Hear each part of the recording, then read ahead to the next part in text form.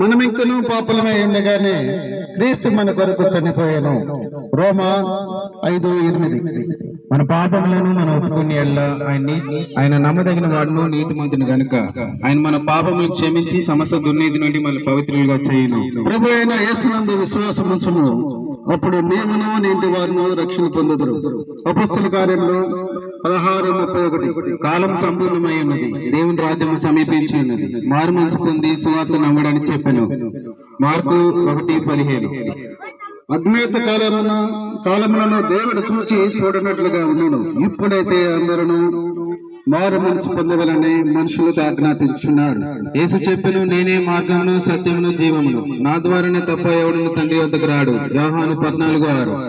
దేవుడు ఒకడే, దేవునికి నరులకు మధ్యవర్తి ఒకడే, ఆయన క్రీస్తు యేసు నరుడు. తన ప్రజలను వారి పాపముల నుండి ఆయన రక్షించిన గనుక ఆయనకు యేసు అని పేరు పెట్టదు అని మత్తయి 1:21.